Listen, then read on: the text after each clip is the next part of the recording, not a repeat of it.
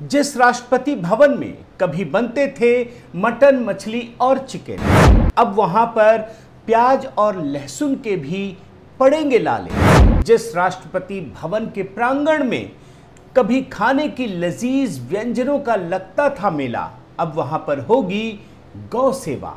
जिस राष्ट्रपति भवन में सजती थी धर्म विशेष की थाली, अब वहां पर होगी सनातन धर्म की खुशबू।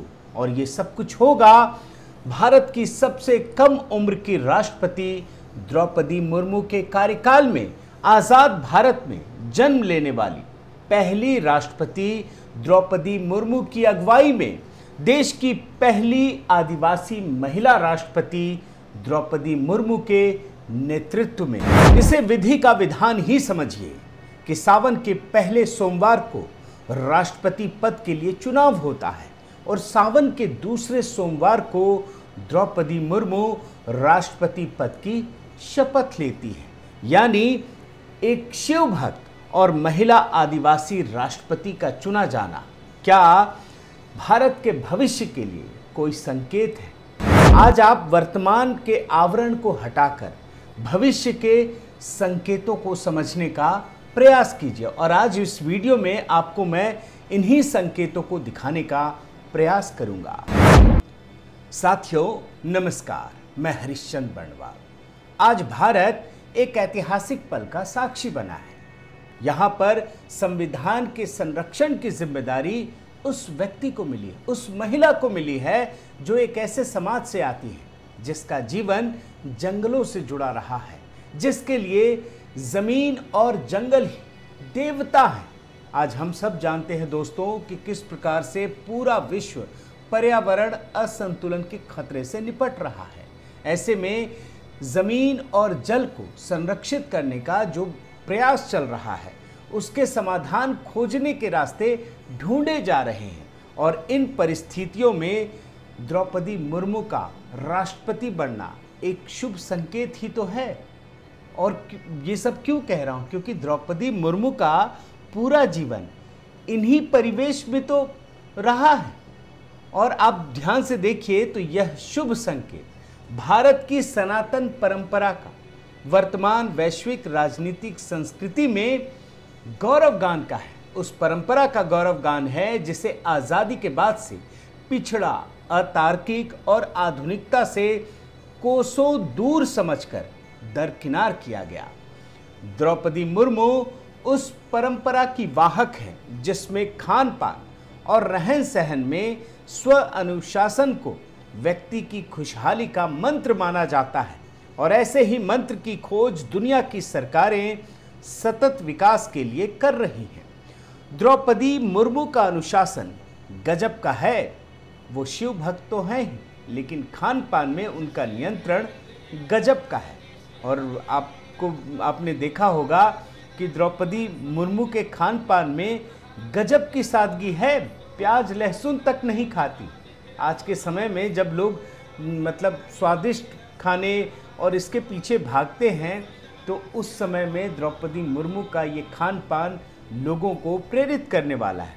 और जहाँ तक अनुशासन की बात है तो प्रधानमंत्री मोदी का अनुशासन तो हम सब जानते हैं। द्रौपदी मुर्मू उसी परंपरा को आगे बढ़ाने वाली हैं।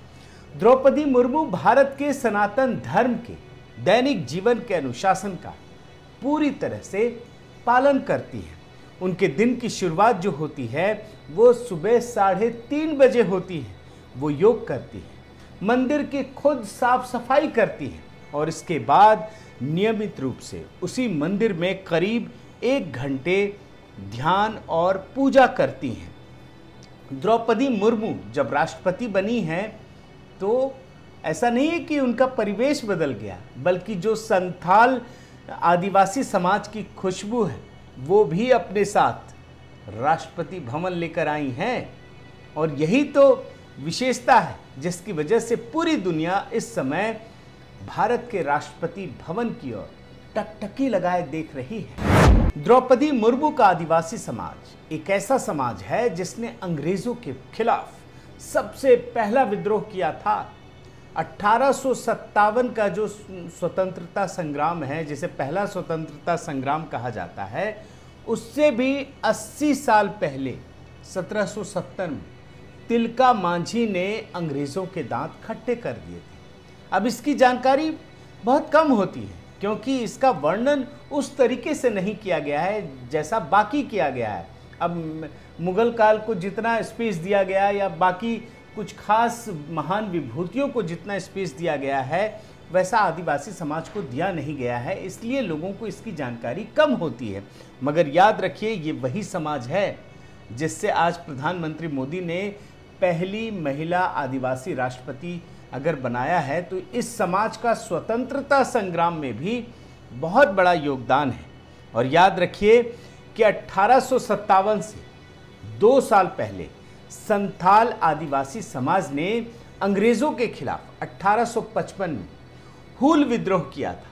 और ये जो विद्रोह था ना, इसमें महिलाओं ने अपना बड़ा बलिदान दिया था। इस विद्रोह में करीब 20,000 आदिवासी शहीद हुए थे। आप ये रिपोर्ट में भी देख सकते हैं। द्रौपदी मुर्मू में सनातन परंपरा और आदिवासी समाज का जो देश प्रेम का भाव है, इसका गजब का मिश्रण है और ये मिलकर गजब की आभा मंडल बनाता है।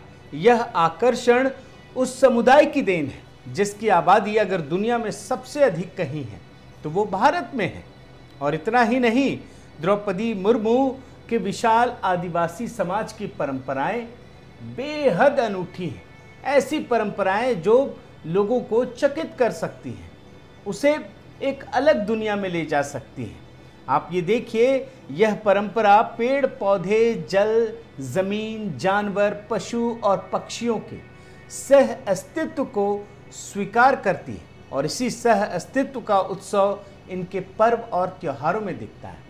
इनके सारे जो त्योहार होते हैं ना, वो प्रकृति से जुड़े हुए हैं। प्रकृति की पूजा की जाती है, जिस प्रकृति के संरक्षण के लिए पूरी दुनिया लगी हुई है। और आप ध्यान रखिए कि आज़ादी के बाद ऐसे भी पल आए जब बाहरी देश, पश्चिमी देश हमें सिखाते हैं प्रकृति की रक्षा कैसे करनी है। उस प्रकृति प्रेम को संजोकर द्रौपदी मुर्मू राष्ट्रपति भवन तक पहुंची है।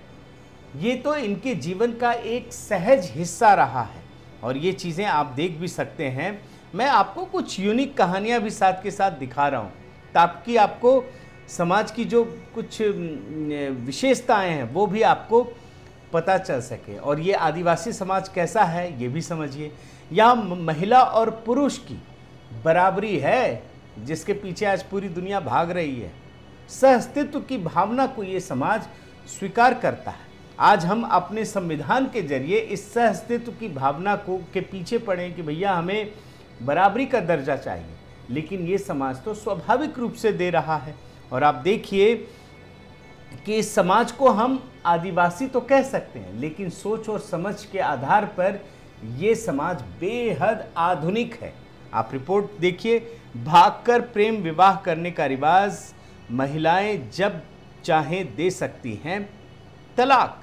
यानी द्रौपदी मुर्मू के पास एक तरफ जहां समाज की विविधता से भरी हुई अनोखी जीवन शैली है, वहीं दूसरी तरफ इनके भीतर एक अध्यापिका की जो अनुशासन है, समाज सेवा की एक गहरी संवेदनशीलता है।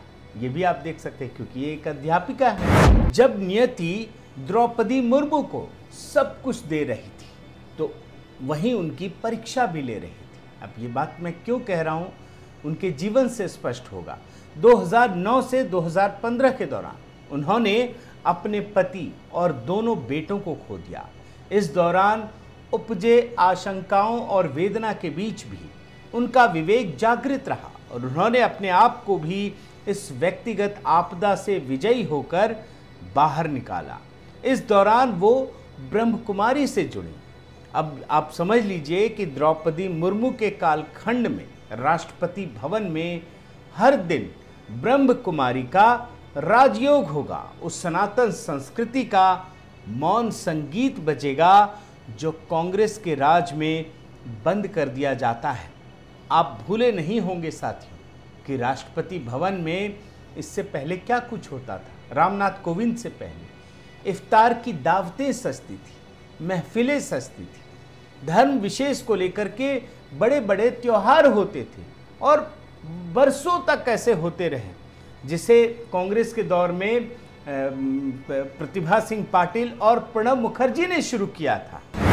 और इस कहानी से आपको ये भी पता चलेगा कि उस दौरान जो पार्टियां होती थी उसके मेन्यू में क्या होता था। ज़रा देखिए, मटन बिरयानी, मुर्ग कोरमा, मटन शम्मी कबाब, फिश अमृतसरी, मटन स्ट्यू, ढेर सारे आइटम, ऐसे आइटम जो मतलब अब देखिए इसमें कोई दोष नहीं है, लेकिन चूंकि राष्ट्रपति भवन है तो राष्ट्रपति भवन में क्या ये चीज़ें हो सकती हैं। लेकिन जब मोदी के दौर में रामनाथ कोविंद राष्ट्रपति बने तो ये सब कुछ बंद कर दिया गया और ये साफ कहा गया कि राष्ट्रपति भवन में कोई भी इस तरह की धार्मिक घटनाएं आयोजित नहीं हो सकती, और वो भी टैक्स पेयर के पैसे से। अगर आपके व्यक्तिगत जीवन में है तो आप कीजिए, लेकिन टैक्स पेयर के पैसे से ये करना ठीक नहीं है। और याद रखिए, ये ऐसी पार्टियां होती थी, इफ्तार पार्टियां हुआ करती थी, जिसे सोनिया गांधी की कांग्रेस अपनी राजनीतिक पकड़ को मजबूत बनाए रखने के लिए करती थी। मतलब आप कांग्रेस के शासनकाल को याद कीजिए तो उस समय जो इफ्तार पार्टियां होती थी, उन पार्टियों का मकसद क्या था? नेताओं को जोड़ना, एक धर्म विशेष के लोगों को, नेताओं को इकट्ठा करना, उसे मजबूत बनाना और बताना कि आप हमारे लिए ही वोट करो, और ये एक मैसेजिंग पूरे देश में देना। लेकिन मोदी सरकार के आते ही ये सारी चीज़ें बंद हो गई। रामनाथ कोविंद जब राष्ट्रपति बने तो इन चीज़ों पर विराम लग गया। और ये भी आपके लिए जानना ज़रूरी है कि ये जो इफ्तार पार्टी है ना, इसकी शुरुआत आज़ादी के बाद पहले प्रधानमंत्री जवाहरलाल नेहरू के नेतृत्व में ही हो गई थी। हर साल नेहरू जी कांग्रेस मुख्यालय में इफ्तार पार्टी दिया करते थे, और इसके बाद इंदिरा गांधी ने इसे एक राजनीतिक हथियार की तरह इस्तेमाल करना शुरू कर दिया। अब जब द्रौपदी मुर्मू राष्ट्रपति बनी है तो आपके लिए ये जानना ज़रूरी है कि राष्ट्रपति भवन में क्या बदलाव होंगे। अगर ये समझना चाहते हैं तो आपको झारखंड राजभवन की ओर देखना होगा, वहाँ पर उनकी जीवन शैली को समझना होगा। आज भी लोग इसके बारे में बड़ी बारीकी से बताते हैं, और ये बताते हैं कि किस प्रकार से द्रौपदी मुर्मू का जीवन बेहद अनुशासित रहा है। आज वो वहाँ पर शौर्य, शांति और सादगी की मिसाल बनकर आई हैं, जिसे लोग याद करते हैं। वहाँ पर वो रोज़ पीपल और केले के पेड़ पर जल चढ़ाती थी।